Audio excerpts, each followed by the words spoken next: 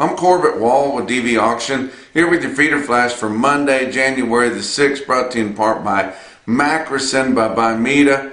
Macrocin is a bold, straight-shooting telithromycin injection. It does what it's supposed to do for you, for your cattle, most importantly for your bottom line. For more information, go to macrocin.com. Also, Joplin Regional Stockyards in Carthage, Missouri. Got a storm blowing through there early this week. They were well prepared for it. Not expecting a big run at all. In fact, going to be kind of a storm run there. Not going to start the sale until 9:30. Not exactly sure how bad it's going to be. Northern Kansas, northern Missouri got a lot of snow. And they didn't get quite as much in mid-Missouri as they thought, and then get down there in the southern part where JRS is at. I'm not exactly sure how much it is, but still a lot of those cattle go north. So, you know, there's going to be road closures. I'd heard that I-70 was shut down, at least in places, and just kind of nasty up there in the Midwest. So only expecting about 2,500 at Joplin for the Monday feeder cattle auction. Like I said, not starting until 9:30. I wanted to give you an idea of what kind of receipts Joplin Regional Stockyards run. They are our largest stockyard now. In 2024, they had feeder cattle through the ring receipts of 425,680. Wow. Another 52,814 cows. That made a total head count going through the ring at Joplin Regional Stockyards of 478,494. Then you throw in their primetime livestock video they do with DV Auction. That's another 99,265 for a grand total of cattle marketed by Joplin Regional Stockyards of 577,759 last year, and our smallest cow herd in 73 years. So what do you think about that? But tell you what, they do a really good job there. We're glad to be partnered up with them with DV Auction. You can watch all of their sales on DV Auction. They do the primetime livestock video with us. They advertise here with us every Monday. We advertise for them. And I tell you what, you know, just looking at a lot of the sale barns that we work with and looking at that almost 600,000 total cattle marketed. I was talking with Jackie Moore the other day, and I said, you know, it puts me in mind of those old terminal market yards back in the 40s, 50s, and 60s. That's what you got to go back to think about marketing that many cattle, or at least put you in mind of that. But it's a big deal. They're our biggest stockyard, and it's very, very impressive. They work hard at it. They support their market. They do a good job. They're very progressive thinking in different ways to help people market their cattle, and they market cattle for people all over the country, and just it's very impressive there. But you know, they do a lot with us. A lot of the sale barns that do a lot with us are having a lot of success. Beaver County Stockyards, they sold over 200,000 head this last year in 2014. I don't think there's a sale barn. In fact, I'm sure there's not a sale barn in Texas that sells over 100,000. And just a few miles north of the northern Panhandle border there, they're selling over 200,000 at Beaver County Stockyards. So, you know, and they advertise with us here. We do a lot of stuff with beaver. You go out west, Nevada Livestock Marketing. Jack Payne said he sold 10,000 more cattle this last year than he did the year before. And, you know, and they don't have feeder cattle all the time, just kind of a once a month special. Their weekly sales are mostly just way up sales and you know, customer service to help their local producers if they need to sell an out cow or something like that. But to sell 10,000 more, that's very impressive. And I don't think it's a coincidence that the barns that are doing the most with us, they're advertising with us, they're broadcasting with us, they're having a lot of success. But I'm just trying to get some of you guys to throw in if you've been thinking about doing something like that. But we support all the sale barns, and especially the ones that broadcast with us, and maybe even more so the ones that advertise with us and we do special sales with and things like that. But on to our commentary here. Getting back to regularly scheduled feeder flashes, 5 days a week, every week until we have another big holiday. But black swan season, and you guys got to be on the lookout for these black swans. And you know what they are. There's those things that come along that affect the market in a big way. They just come out of left field and we weren't prepared for them. And a lot of times they don't necessarily have anything to do with the fundamentals of our cattle markets. But you guys need to be out on the lookout for these black swans.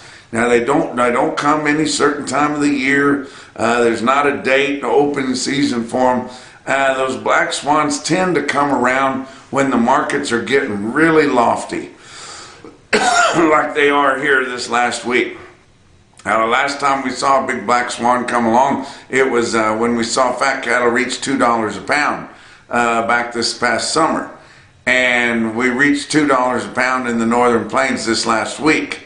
So packers don't want to be, they don't want to cross that threshold and go out into that $200 and something live FOB on negotiated sales. So you know, I'm not saying that they might dig one of these black swans up and throw it out there for the media, but I think they're capable of it, people.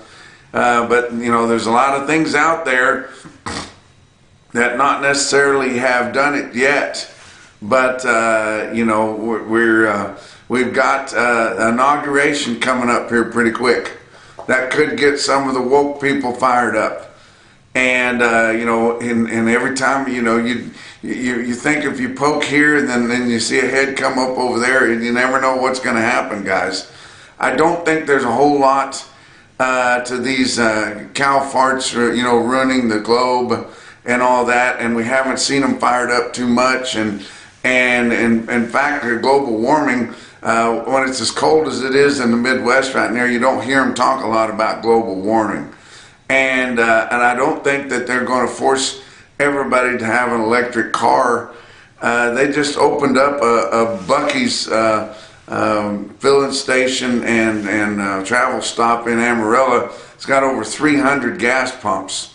You know, a lot of people spend a lot of money building that. I think if they thought that a high percentage of us were going to be driving electric cars, they wouldn't have put all those gas pumps in. And I think you can kind of rationalize things by looking at that and seeing, you know, seeing where people are investing their money. But anytime you see a lot of stuff going on with politics, it's an opportunity for a black swan. It could affect our imports and our exports. You know, we love Trump. I do. I love the way he talks bold and makes bold statements. But at any point in time, he could say something that would cause one of our beef customers to make a bold statement about imports or exports. You know, that could be coming up. We don't know. I don't know that any of this is coming up, but it could. They're probably going to be opening the border in Mexico pretty soon. You know, that's not going to affect anything. We're used to the border being open. It's been closed for several weeks there. Just kind of exacerbated our high calf prices, especially in the southern plains. But you know, that could stir up a lot of media attention. We just never know. And you know, and then we've got the bird flu is still out there, guys. I hear stories about the bird flu that you know, if we have a slow media day and they decided to pick that thing up, you know, it could affect things. A consumer price shock as these prices continue to get higher. Our retail prices for beef continue to get higher and get higher, and you have a slow media week, they might pick up on something like that. There could be a lot of things. You know, our pork prices are a lot cheaper, especially in comparison to what beef is costing. And pork's really not all that bad. It's just that we don't have any independent producers that are being able to, you know, try to make a living or save their farm by producing it anymore, and we haven't for the last several decades here. But you know, we have seen news come out lately that Smithfield, one of the big dogs that come in that kind of took it away from everybody, they are reorganizing their hog production, and they're offloading thousands and tens and hundreds of thousands of hogs to some of their partner contractors. So I'm sure they're just doing that to get a better stranglehold on things. But one of the articles I saw said, you know, we're going to have independent producers raising hogs again. Yeah, my ass. They're not going to let that out of their fingers. But that's not going to happen. But just be on the lookout for black swans, guys. Squash them out where you see them.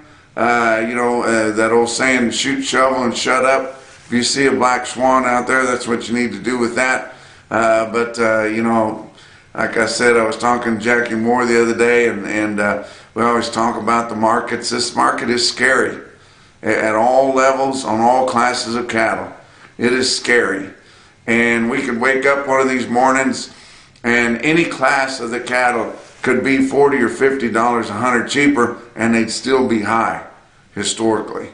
So, you know, I'm not saying it's going to happen. I'm sure not rooting for it, but beware of it and keep yourself protected. You don't want to lose the farm just by being too aggressive, guys. But let's talk about your board for last week. February live cattle futures. Monday was down 35 cents. Tuesday was up $1.30. Wednesday was New Year's Day. Thursday was up $2. Friday was up 45 cents. February live cattle ended the week at 194.05. That was up $3.40 for the week, about what the cash market was, higher. April contracts ended the week at 196 smooth. That was 265 higher.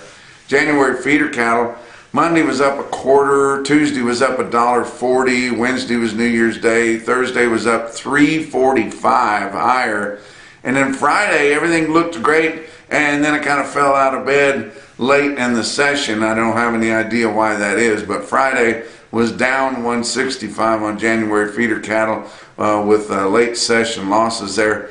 But January feeder cattle ended the week at 264.82. That was up 345 for the week.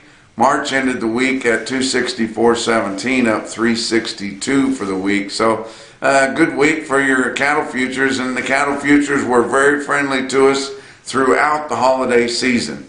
So let's see how they do now that we get back to work. March corn ended the week at 450 3/4. That was down 3 1/4. March beans ended the week at 991 3/4. That was up 2 cents a bushel. March hard red winter wheat ended the week at 539, down 15.5 cents a bushel. But you know, just kind of keep your eyes on things, guys. We got a big storm coming in here. It's going to be a lot of snowfall, and you know, people are getting really panicky about it. It happens almost every year at this time. We get really cold temperatures, and there's places that get a lot of snow. But we're going to get cold temperatures even down here in the southern plains, and we haven't seen that yet this fall or winter. But we're going to get at least down into the teens, which is pretty cold for here, but not much snowfall down here. And it's looking like, you know, most of that snow is going to stay north of I-70, which is where it belongs. Fat cattle trade, up through Thursday, they had only sold 17,200 head, but we saw quite a bit of trade on Friday, and it looks like we're going to get another new record high price for fat cattle, and I base that off of your weighted average, your 5 area weighted average on steer price, live FOB. So the first week of July, first full week of July, we broke the record here in 2014 at 197.09 was the high, and we're going to break that. It was 196.80 just up through Thursday, and the big prices didn't really come until Friday, so we're going to see that. Your record that same week in July dressed was 313.69. I don't know, we haven't been selling a lot of dress sales lately. If we did sell some volume dressed, that could break too, but it's going to be awful close. But the Southern Plains, when we broke that record back in the first full week of July on the fat cattle weighted average, the Southern Plains was only getting 190. Last week they got 197. That is a bunch higher.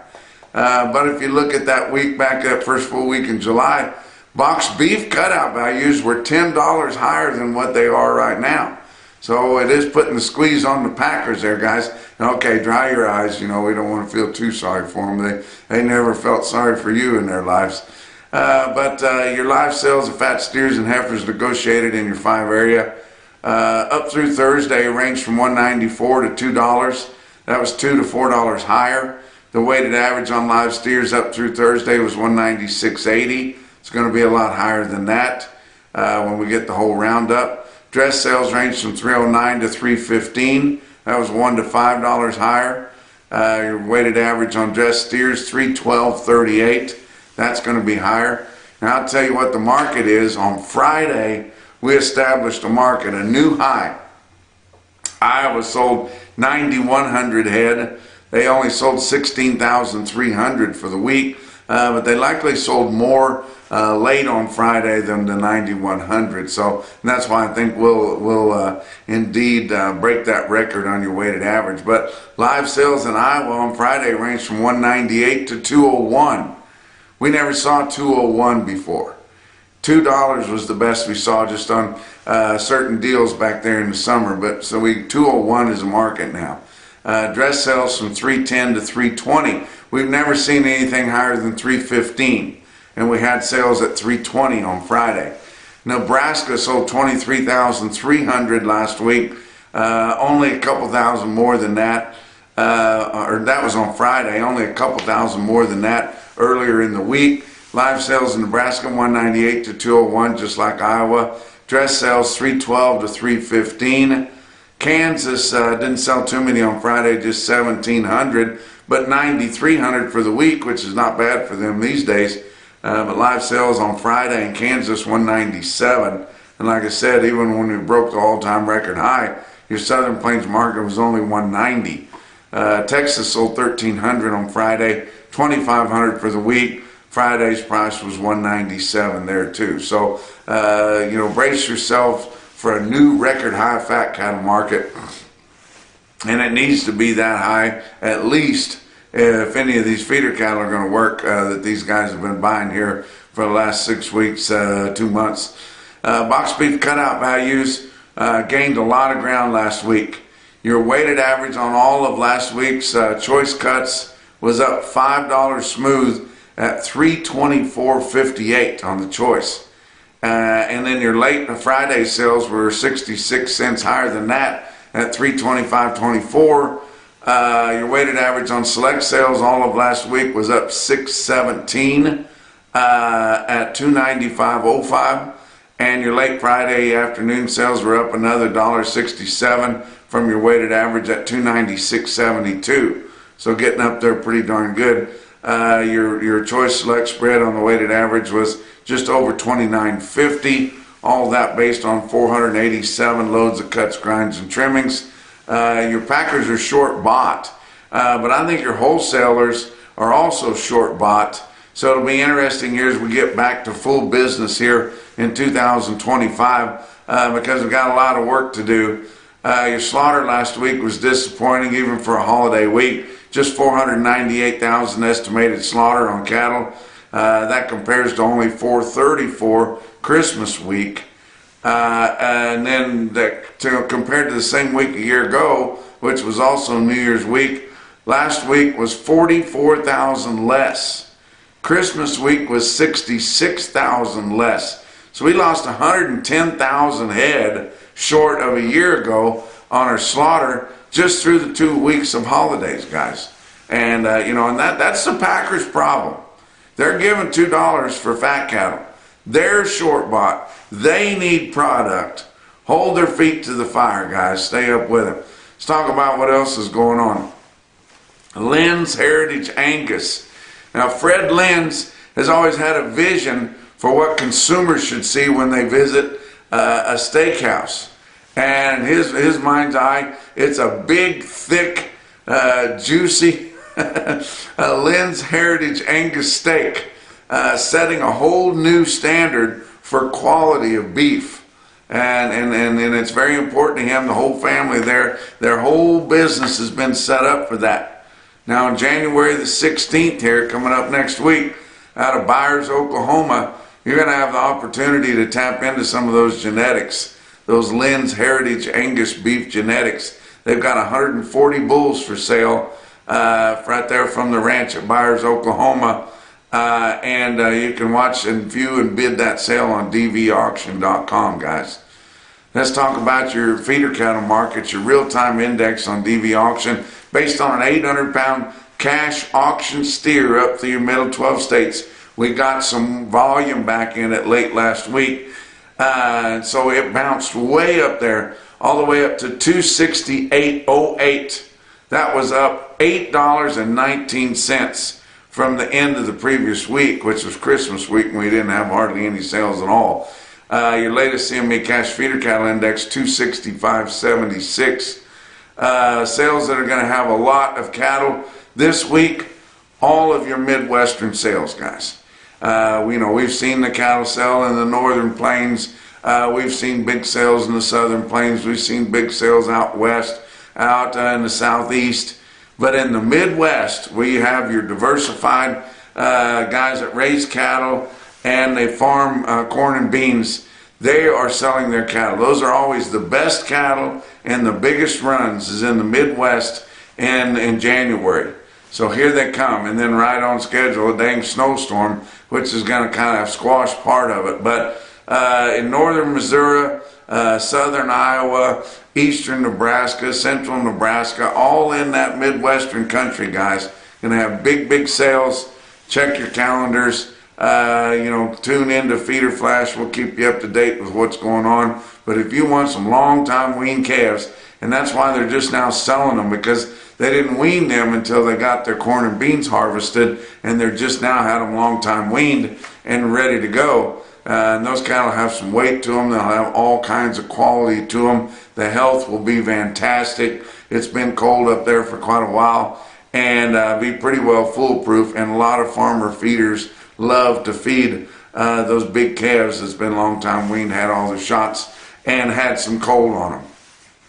Now, your market for last week was still not well tested because we had so many sales that were still closed for New Year's week. But for the late week sales that did have one, we basically picked right up where we left off before we got into the holidays, and then added another $5 for good measure. And that's kind of what it looks like. And look at some of these individual quotes. I'm going to tell you several of them, and they're all, blow your hat off, lofty, impressive. How about Hub City Livestock in Aberdeen, South Dakota? They sold 66 steers, weighed 915 at 265. Wow. How about we go to a sale barn in Nebraska that sells on a Saturday. We don't get any information from through our system with Cattle Market Central, but I have people around there, private sources that fill me in on these sales. But the Erickson Spalding Livestock Market in Erickson, Nebraska, sold the Riley Renner steers, 80 head of them, weighed 710 and bring 305.50. Pretty impressive there. How about way out west in extreme northern California? And that is rough country, guys. It's not like what you think of California, but Modoc Auction Yard there. They're a DV auction broadcaster, and they're in Alturas, California. They had a big sale last week there, late last week. I talked to Reed Martinez, the owner of the barn there, and Michael Imbrogno, first-class auctioneer out west there. He sells their sale now. He shares the quotes with me too, and he told me they had Lynn Langbart from Kansas, another great guy. He was out west and was at Modoc Auction Yard late last week there and sold some cattle, and he enjoyed it. And then, of course, he's a great guy and everybody likes him everywhere he goes. But they sell way out in Northern California, guys. They've had a lot of rain out there, got a lot of winter grass. They sell 89 steer calves, weigh 505. Actually, they were heifers. They were not steers. They were 89 stocker heifers, weighed 505 and bring 323. See why I thought maybe they were steers. I forgot what I'd actually wrote down there. But how about Fort Pierre Livestock Auction? You want to talk about some light steers? Woo!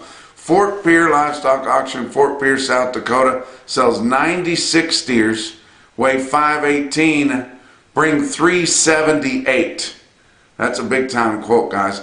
But the most impressive quote that I saw anywhere late last week or over the weekend, and your Mackerson, no BS, top quote for the day, come out of Winter, South Dakota, Winter Livestock Auction, recent addition to the DVAuction broadcast family there. They sell 69 steers on Friday. They weighed 821 and bring 289. And that's your feeder flash for Monday.